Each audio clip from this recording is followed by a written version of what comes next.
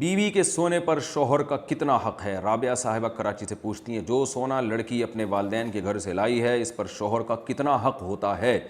نیز جو سونا سسرال سے اسے ملتا ہے اس پر شوہر کا کتنا حق ہوتا ہے؟ تفصیل سے وضاحت فرما دیں۔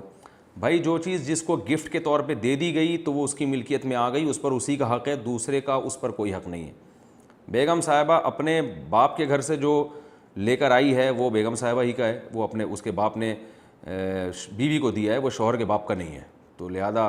اگر شوہر اپنی بیگم سے وہ چھیننے کی کوشش کرے تو بیگم اس کو کہہ سکتی ہے یہ تمہارے باپ کا مال نہیں ہے۔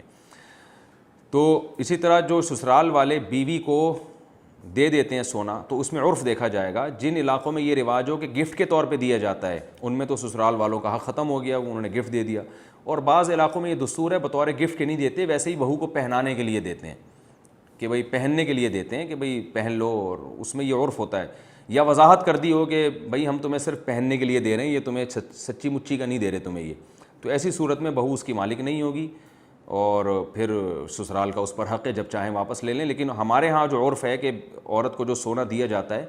تو ہمارے یعنی کراچی کی میں بات کر رہا ہوں، اس میں جو ہماری معلومات کی حد تک عرف ہے وہ گفٹ کے طور پہ دیا جاتا ہے، لہذا جب ایک دفعہ دے دیا تو پھر وہ جو چاہے کرے اس کا حق ہے۔ البتہ شوہر مشورے کے طور پر بیگم کو کہہ سکتا ہے، بعض خواتین ناسمجھی میں اچھا بھلا سونا بیچ کے بزنس میں لگا دیا، شوہر کے تجربہ زیادہ، اس کو پتہ ہے یہ سونا ڈوب جائے گا اور نقصان ہوگا، تو ایسی صورت میں شوہر اگر خیر خواہ ہے تو اس کے مشورے پر بہرحال عمل کرنا چاہیے۔ بعض خواتین ناسمجھی میں وہ سونا اٹھا کے جو ہے وہ